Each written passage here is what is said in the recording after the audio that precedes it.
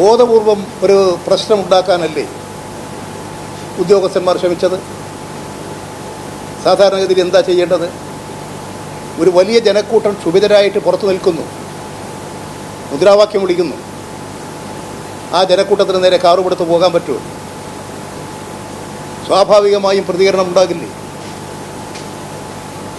ഇവിടെ പിണറായിലെ വീട്ടിൽ റെയ്ഡെന്ന് കേട്ടപ്പോൾ ആരും പറഞ്ഞിട്ടല്ല. ടെലിവിഷനിൽ ഇങ്ങനെ വാർത്ത വന്നപ്പോഴാണ് ആളുകൾ മുഴുവൻ ഓടിക്കൂടിയത്. വലിയ ജനക്കൂട്ടമായിരുന്നു അവിടെ പിണറായി. അവിടെ വലിയ തരത്തിലുള്ള ജനക്കൂട്ടം വന്നെത്തി. പിന്നീട് വൈകുന്നേരമാകുമ്പോഴൊക്കെ വലിയ വലിയ ജനക്കൂട്ടം പല ഭാഗത്ത് അറിഞ്ഞുകൊണ്ട് വരികയാണ്. ഇത് തന്നെയാണ് യഥാർത്ഥത്തിൽ തിരുവനന്തപുരത്തുമുണ്ടായത്. ഇങ്ങനൊരു സംഭവം മാധ്യമങ്ങളിലൂടെ വാർത്ത വന്നപ്പോൾ ആളുകൾ അദ്ദേഹത്തിൻ്റെ പിണറായിയുടെ വാടക വീട്ടിന് മുമ്പിലേക്ക് ഓടിക്കൂടുകയായിരുന്നു. അങ്ങനെ വലിയൊരു ജനക്കൂട്ടം അവിടെ വന്നെത്തി. റെയ്ഡ് കഴിഞ്ഞ ഉദ്യോഗസ്ഥന്മാർ അവരൊരു പക്വമായ നിലപാടാണ് സ്വീകരിച്ചത്. ചിലരെ അറസ്റ്റ് ചെയ്യുന്നു. ബോധപൂർവം ഒരു പ്രശ്നമുണ്ടാക്കാനല്ലേ ഉദ്യോഗസ്ഥന്മാർ ശ്രമിച്ചത്? സാധാരണഗതിയിൽ എന്താ ചെയ്യേണ്ടത്? ഒരു വലിയ ജനക്കൂട്ടം ക്ഷുഭിതരായിട്ട് പുറത്തു നിൽക്കുന്നു, മുദ്രാവാക്യം വിളിക്കുന്നു. ആ ജനക്കൂട്ടത്തിന് നേരെ കാറുപെടുത്ത് പോകാൻ പറ്റുമോ? സ്വാഭാവികമായും പ്രതികരണം ഉണ്ടാകില്ലേ?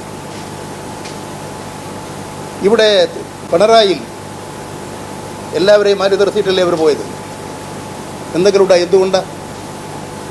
ഇത് തിരുവനന്തപുരത്ത് പ്രകോപനമുണ്ടാക്കാൻ. ഞാനവിടെ പോയിട്ടില്ല, പക്ഷേ ഞാൻ ടെലിവിഷൻ ചാനലുകളിൽ നിങ്ങളുടെ ചിത്രങ്ങളെല്ലാം കണ്ടു. ക്ഷുഭിതരായ ഒരു ജനക്കൂട്ടം. ആ ജനക്കൂട്ടത്തിന് നേരെ കാറുപെടുത്ത് പോകുമ്പോൾ സ്വാഭാവികമായും ക്ഷുഭിതരായ ജനക്കൂട്ടം ഏത് ഗാന്ധിയന്മാരും പ്രതികരിച്ചു പോകില്ലേ? അതാണ് ആദ്യം മനസ്സിലാക്കേണ്ടത്.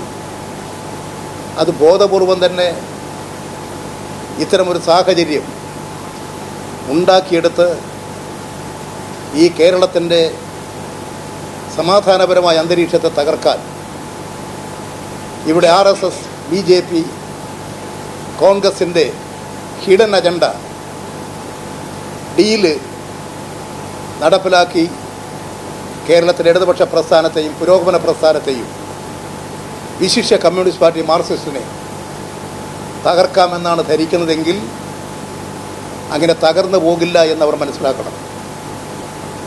കേരളം വിദ്യാസമ്പന്നരുടെ നാടാണ്.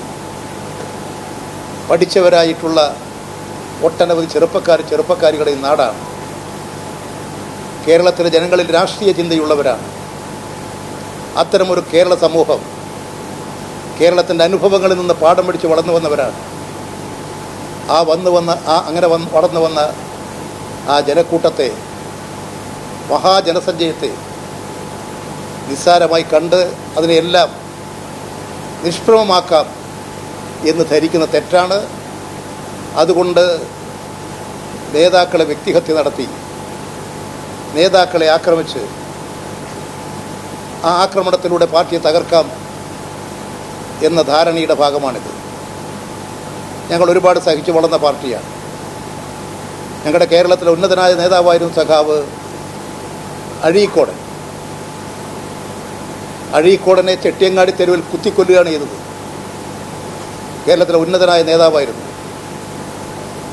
അതുപോലെ തന്നെ നിലമ്പൂരിൽ കേരളത്തിലെ പ്രിയപ്പെട്ട നേതാവിന് MLA ആയിരുന്നു. അദ്ദേഹത്തെ വെടിവെച്ച് കൊല്ലുകയാണ് ചെയ്തത്. ഇതൊക്കെ ഈ കേരളത്തിൽ നടത്തിയിട്ടൊന്നും ഈ പ്രസ്ഥാനത്തെ തകർക്കാൻ കഴിഞ്ഞിട്ടില്ല. അതുകൊണ്ട് ഈ കേരളത്തിൽ ഒട്ടനവധി ത്യാഗപൂർണമായ സമരങ്ങൾ, ജനങ്ങൾക്ക് വേണ്ടിയിട്ടുള്ള പ്രക്ഷോഭങ്ങൾ എല്ലാം നടത്തി ഉയർന്നു വന്ന കമ്മ്യൂണിസ്റ്റ് പാർട്ടി മാർക്സിസ്റ്റിനെ, വിപ്ലവ പ്രസ്ഥാനത്തെ ഇങ്ങനെ തകർത്ത് കളയാം എന്ന് ധരിച്ച് പുറപ്പെടുകയല്ല വേണ്ടത്.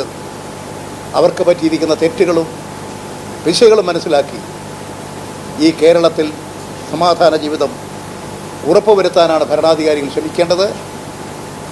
ഇവിടെ കേന്ദ്രമന്ത്രിമാരും സംസ്ഥാന മന്ത്രിമാരും ഒക്കെ ബന്ധപ്പെടുന്നതൊക്കെ നല്ലതാണ്. പക്ഷേ നന്മയ്ക്ക് വേണ്ടിയിട്ടായിരിക്കണം യോജിക്കുകയും ചിന്തിക്കുകയും പ്രവർത്തിക്കുകയും ചെയ്യേണ്ടത് എന്നാണ് ഞങ്ങളുടെ എല്ലാം വിനയ പുരസരമുള്ള അഭ്യർത്ഥന. ഇതാണ് നിങ്ങളോട് ഇപ്പോൾ പറയാനുള്ളത്.